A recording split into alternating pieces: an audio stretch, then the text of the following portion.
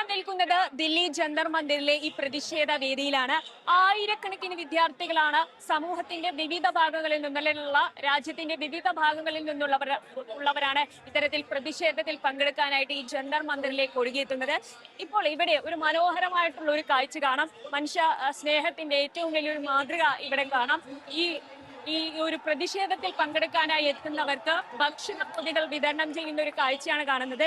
ഈ ഭക്ഷണപ്പൊതികൾ എവിടെ നിന്ന് എത്തുന്നത് എന്ന ചോദ്യത്തിന് വലിയൊരു പ്രത്യേകതയുണ്ട്.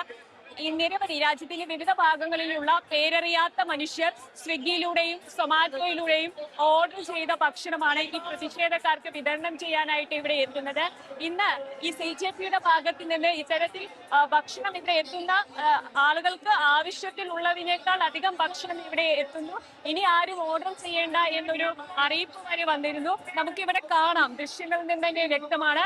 സ്വിഗ്ഗിയിലൂടെയും അതുപോലെ തന്നെ സൊമാറ്റോയിലൂടെയും ഓർഡർ ചെയ്ത നിരവധി ഭക്ഷണ പൊതികളാണ് ഇവിടെ ഉള്ളത്. ഈ പ്രതിഷേധത്തിൽ പങ്കെടുക്കാൻ വരുന്ന ആളുകൾ വിശന്നിവിടെ ഇരിക്കരുത് എന്ന് ഉദ്ദേശിച്ചുകൊണ്ട് ഒരുപാട് ആളുകളാണ് ഇത്തരത്തിൽ ഭക്ഷണ പൊതികൾ ഇവിടേക്ക് എത്തിക്കുന്നത്. ഈ പ്രതിഷേധത്തിൽ ആളുകൾക്ക് ഐക്യദാർഢ്യം പ്രഖ്യാപിച്ചുകൊണ്ട് ഇവിടെ എത്താൻ കഴിയാത്തവർ ഭക്ഷണ പൊതികളിലൂടെ സ്നേഹവുമായി എത്തുന്ന ഒരു കാഴ്ചയാണ് നമ്മൾ കാണുന്നത്.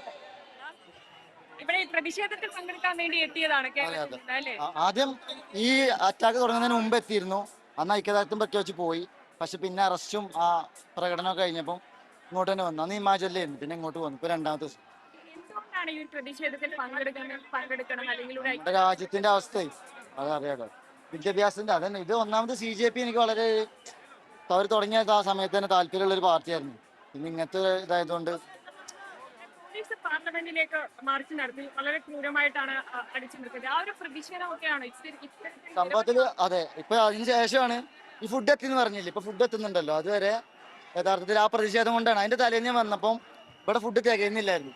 പക്ഷെ ഇപ്പം ധാരാളമാണ്, ബാക്കിയാണ്. അവിടെ ഒരു ചാക്ക് മൂടി കിടക്കുന്നതാണ് മഞ്ഞ, അതിന്റെ അകത്ത് മൊത്തം ഭക്ഷണമാണ്. എന്താ ചെയ്യേണ്ടതെന്ന് അറിയില്ല ഫുഡ് കൊണ്ട്. അത്രയും തുടരുമെന്നാണോ ധർമ്മേന്ദ്ര പ്രധാൻ രാജിവെക്കുന്നവരെ തുടരുമെന്നാണ് നമ്മുടെ അഭിഷേകൻ പറഞ്ഞത്.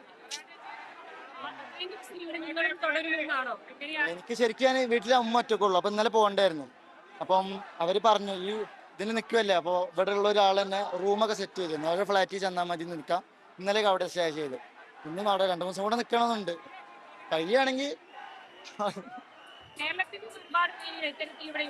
കേരളത്തില് ഇതിലൂടെ പോകുന്നവരൊക്കെ ഇവിടെ ഒരു ഐക്യദാർഢ്യം പ്രഖ്യാപിച്ച് പോകുന്നുണ്ട്.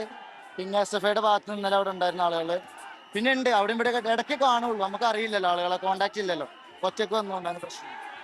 പിന്നെ ഇവിടെ റേഞ്ച് ഇല്ല, അതാണ് ഒന്നാമത്തെ പ്രശ്നം. അപ്പൊ ആരും കോണ്ടാക്ട്സ് ഇല്ല. മറ്റേത് ഞാൻ വരുന്നതിന് മുമ്പ് ഫസ്റ്റ് വന്ന് പോയതിനു ശേഷം കുറെ ആളുകൾ കോണ്ടാക്ട് ചെയ്തിരുന്നു. ഒരു പോസ്റ്റ് ഇട്ടിരുന്നു ചെറുതായിട്ട്. അപ്പോൾ ആളുകൾ പറഞ്ഞു ഭക്ഷണം എന്തെങ്കിലും വേണമെന്നൊക്കെ പറഞ്ഞ് കുറെ കോണ്ടാക്ട്സ് വന്നിരുന്നു. പക്ഷെ ഇപ്പൊ അങ്ങനെയൊന്നുമില്ല. ഇപ്പൊ കോണ്ടാക്ട്സ് ഇല്ല, റേഞ്ച് ഇല്ല. ഇവിടെ ഇന്നലെ രാത്രി ഒരു 8 മണിക്കൂർ ആയതോടെയാണ് നമുക്ക് ഈ വിച്ഛേദിക്കപ്പെട്ട ലൈറ്റും സൗണ്ടും ഒക്കെ റെഡിയാക്കി കിട്ടിയത്. അതുപോലെ ഷെഡുകൾ മൊത്തം തകർന്ന് കിടക്കായിരുന്നു. അതൊക്കെ ഇന്നലെ രാവിലെ മുതൽ ഞങ്ങൾ റെഡിയാക്കി എടുത്തത്.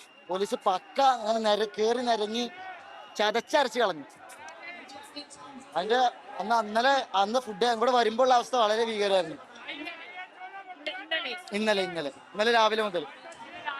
കാരണം മിനിഞ്ഞാന്ന് അറ്റാക്കിന് ശേഷം മിനിഞ്ഞാന്ന് നമ്മുടെ പാർലമെന്റ് പ്രതിഷേധം നടന്നത്. അതിനുശേഷം ഇന്നലെ രാവിലെയാണ് ഞാൻ ഇവിടെ എത്തിയത്. അപ്പോൾ കാണുന്ന അവസ്ഥ എന്ന് പറഞ്ഞാൽ വളരെ ഭീകരമാണ്.